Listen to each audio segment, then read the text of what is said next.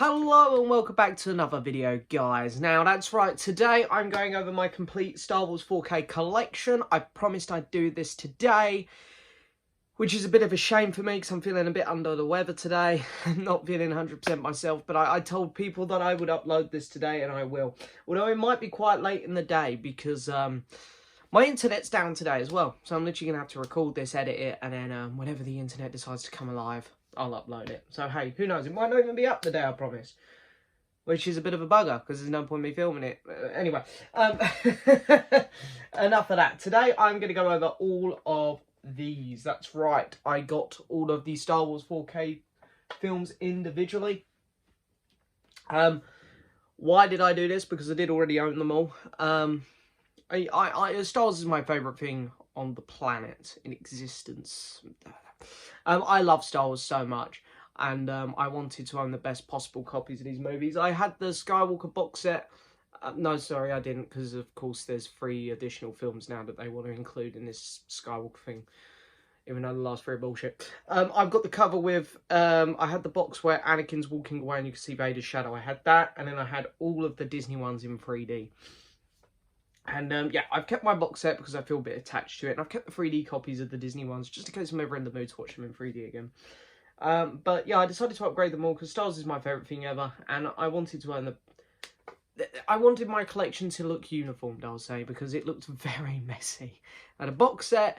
The Force Awakens 3D was in this huge black box. And then the other ones, they didn't match particularly well.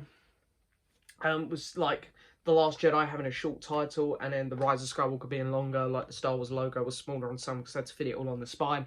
And it looked really messy, so I bought these, and as you can see, like, just off the bat, look at how uniform they all look. They look really nice all together. And I didn't want to get the box set either, because number one, this worked out cheaper in the 2 for 30 deal, which was happening a couple months ago now. I've had them for a couple months. It worked out cheaper to get all 11 movies. That's right, you have the 2 spin-offs here, Rogue One and Solo as well.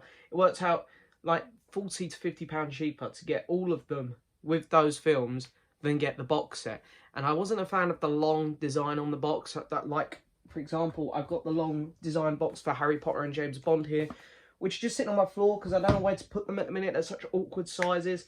And all the bonus discs that you got in the box are included with each film. So you're genuinely not missing anything. You're getting the 2 spin-off movies. You're getting it for a cheaper price. And they, in my opinion, they look better. So, in terms of the 4K upgrade, I haven't watched them all yet. So I know some of you have probably come to this video to hear my opinion on the 4K upgrade. And you're going to be disappointed because I don't have loads to say on it. But the ones I have watched, you really can tell. Phantom Menace was, of course I started with Phantom Menace, and I've made my way through to A New Hope so far. And with the prequels, you can really tell the 4K upgrade looks great. You know, you get these CGI characters in the prequels like Grievous and Jar Jar. And to be fair, Grievous looked pretty good anyway. But, you know, you can tell that it looks better. The sound quality is crisp and it's so good. Of course, like most 4Ks, it is a darker picture, but it looks so much better. The quality is clearer. And the upgrade on A New Hope was also fantastic. The colours seemed to pop really nicely. The audio was a lot better. So, yeah. And, you know, with the Disney ones, because they're newer films, I expect nothing but greatness from those 4K upgrades. You know, genuinely, most modern movies like that tend to have very good... They tend to look very good in 4K. But anyway, let's actually go through them here. So first up is the Phantom Menace, and I really like these designs. I know some people don't, but it's very Star Wars-y. When I was a kid, like, I had a poster of Phantom Menace and Revenge of the Sith on my wall, because those were my 2 favourites as a kid. And, you know, Star Wars always had this border thing. We'd have some things escaping the border, and I think it works really well. I mean, granted, they maybe could have extended this a bit, but it looks really nice. And I like that each film has, like, its own colour palette. So you've got, like, a bluey look here to A New Hope. And I love that you've got all your main characters on this one. Works really well. Maybe Queen Amidala's a bit prominent. But I noticed they decided to... Oh, no, Jar Jar is on there. Jar Jar's just there. There he is. We all love Jar Jar. And then there's the back. And if you want to pause and read any of that, And in terms of the film itself, I actually have a really good time with Phantom Menace, I can't lie. It's probably biasness because I grew up with it. But the prequels for me done something better than all the other Star Wars films. It built on the Star Wars world so well. Granted, the originals, the originals was just trying to get the franchise going. It was just a movie. And hey, they took off and they're fantastic films. They're incredible. But something that the prequels did better than the sequels, then we'll say, is that it built upon the Star Wars world so much better.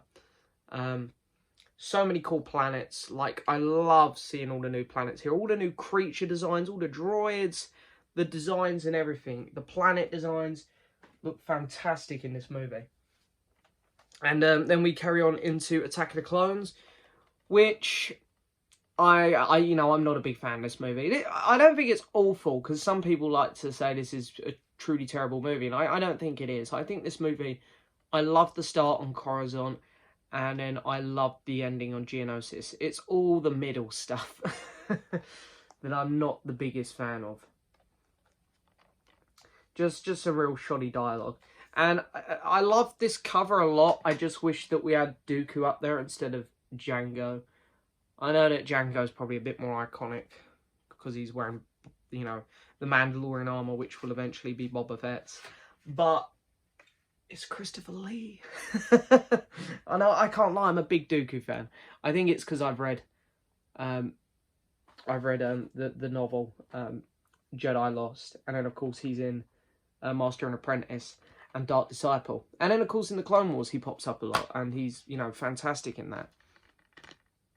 So yeah, again, that's the cool thing about the prequels is that they have a lot of material surrounding them now, where these characters that were never super interesting in these movies have been allowed to develop, and I love them now for it. But Attack of the Clones, yeah, this film's not great, but is what it is. Next up, we've got maybe my favourite Star Wars movie. I mean, my favourite movies here are A New Hope and Empire. They're just, incredible films. When I think of a film that defines Star Wars, what one to me is Star Wars, this is the one that comes to mind. I think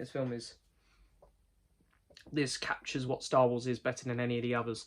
And that is Revenge of the Sith. I freaking love this movie. I'm not a huge fan of this cover, though. I mean, I really like it. I just don't understand why 3PO's on it, because he's barely in this movie. Why on earth the Death Star is on it, I don't know. Like, shouldn't maybe we could have had Palpatine here, where 3PO is? Maybe Grievous there? It's like, come on, there are things that play much bigger parts in this movie than those two. But yeah, again, if you just want to pause and have a read of any of that, feel free to. But yeah, I think this movie is actually pretty bloody incredible, to be honest. And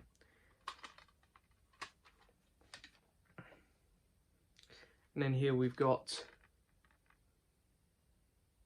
4K discs. I find this one really interesting. You got Wat Tambor on the disc. Wat Tambor made the disc.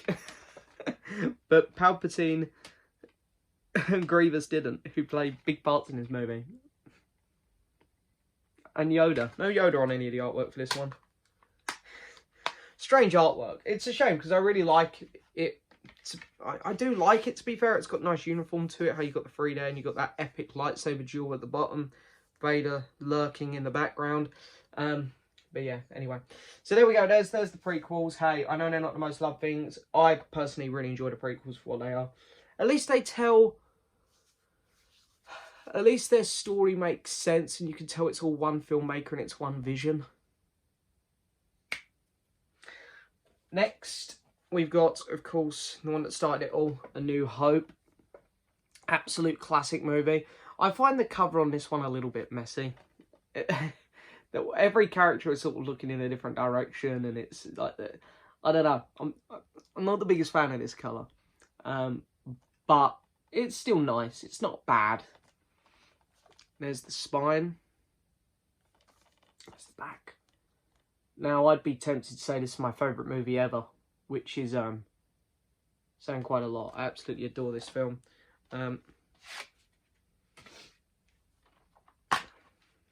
Inside, we've got... I love this disc art.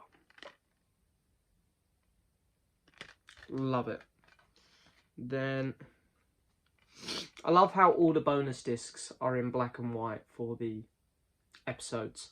Really nice. I love how uniformed it all is. It's really, really nice.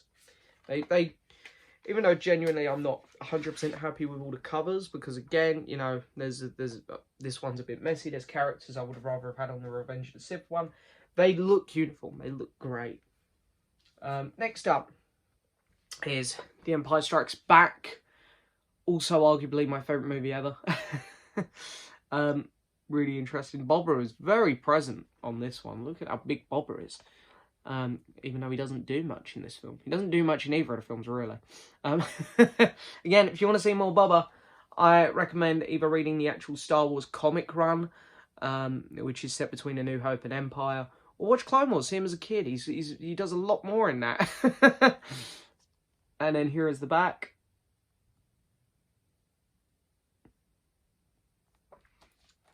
Also, I just want to say, I love this bit on the cover where you can see the silhouette of Luke fighting Vader, just there. I love that.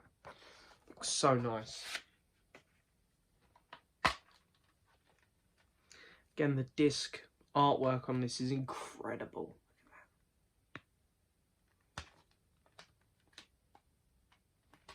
I love the artwork on these discs.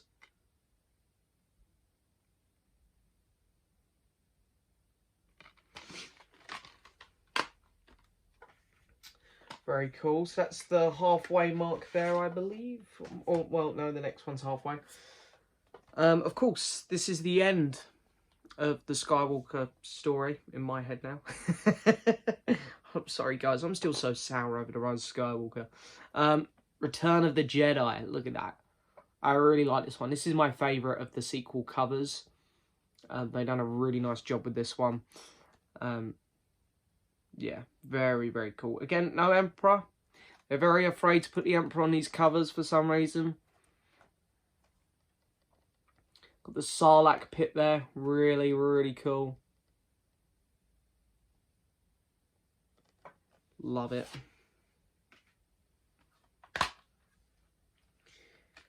Here we got Han. See, I think a nice picture on one of the discs. I do like this one, to be fair. But I think I would have had, either on the 4K or the Blu-ray, I would have had the end shot where they're all together, all happy. That would have been nice.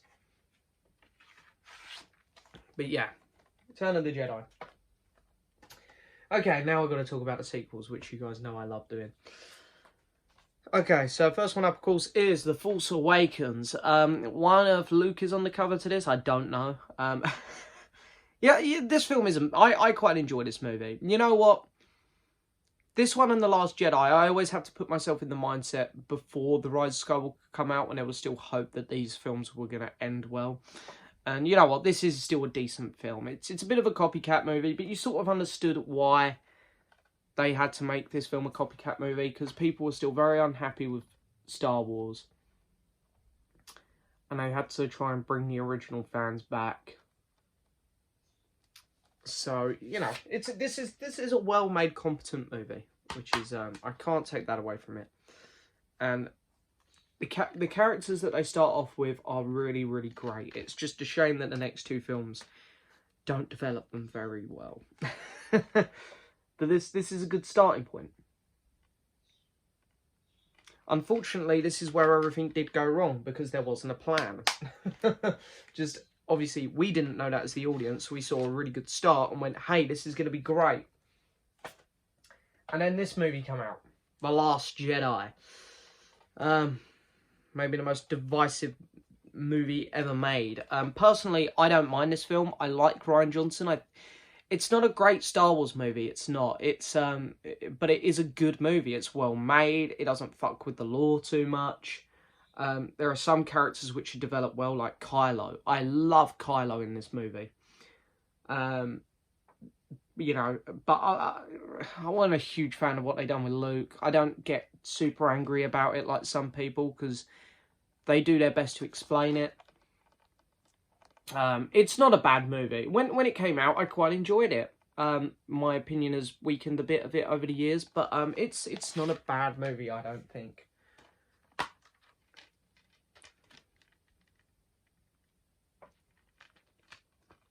Again, it's just that thing where the originals, you can tell it was all from the same vision. The prequels, you can tell that's all from the same vision. And with the sequels, it instantly... As soon as the second film come out, you can tell that there's just too many minds working on these films. And then here it is. Here it is, The Rise of Skywalker. This absolute abomination of a movie. You know... I truly hate this movie. It tries to pick up from the backlash of The Last Jedi, and the creators of this movie thought that to try and save the backlash, they had to completely rewrite these characters and bring in villains who are dead, and they had to completely destroy Star Wars lore. This one has the original 4K underneath. Yeah, this film is truly awful, I think.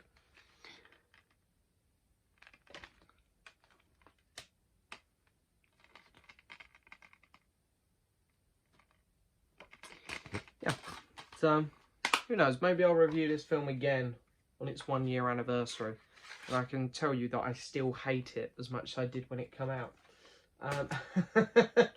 Next up, we of course have the 2 films which you won't get if you go down the box set road, which I would strongly advise not doing. This one here was very kindly sent to me as well by a very good friend of mine, Mr. Alex Pitts. I'll say thank you to him again now. It was very kind of him to send me this. Rogue One. This is my favourite of the 5 Disney movies that we have so far. I think Disney can do better. I have hope the next film is being done by Taika Waititi, who is an amazing filmmaker. And I'm hoping for some High Republic stuff. I want to get out of this era of Star Wars, these films. I want to go into the past.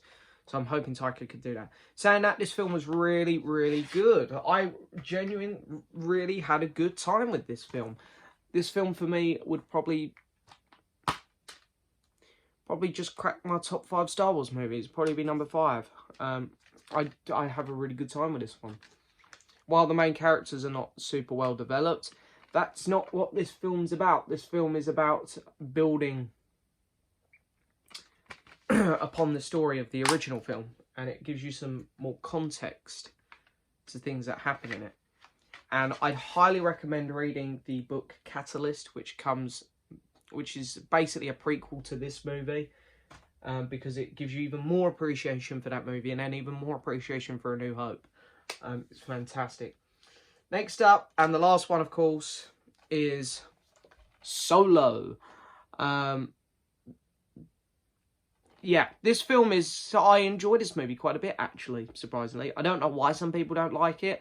I don't know why it didn't make them... Well, I do know why it didn't make the money back Last Jedi. But this is a really, really solid movie. It's not amazing. It doesn't do anything particularly incredible. I love this cover as well, by the way. Really love it. But yeah, you know, it's just a really, really fun time. I think the guy who played Han, Young, done a fantastic job. As did Donald Glover as Lando. Again, like Rise of Skywalker, it's just got the original 4K cover underneath. But yeah, this film's a really good time. And I love the scene with Maul at the end. Again, as a Clone Wars fan and Rebels fan who's been following Maul's story for so long, it was nice to see the films start to incorporate him into it a little bit. Even though I'm not sure where they're going to go now with Maul. I'm assuming they had plans after this to do some more stuff with Maul. But, hey, because the film didn't make its money back. Sad times. But, nevertheless, a good movie. And to be fair, I'm a very biased Star Wars person. I love every Star Wars film but The Rise of Skywalker. That one could get in the bin. But the rest are fantastic movies. I really have a good time with all of them. I'm just a big Star Wars fan. And there is my Star Wars 4K complete slip collection. I hope you guys have enjoyed it as always. I would, if you're thinking about either upgrading or just getting Star Wars for the first time, I do believe this is the way to go. They look beautiful. It's such an important franchise. It is nice to have them all matching, even if you don't like all of them, because I know some people are not a fan of. It's funny, I noticed some people either just don't like any of the prequels or they don't like any of the sequels. But even if you are going to get them all, I still think it's worth investing this much because they look fantastic. Not only on the shelf, but also on the screen. Incredible movies. But that is it for this video, guys. As always, don't forget to hit that subscribe button, like the video, leave a message, and I'll see you all next time for another video. Bye-bye.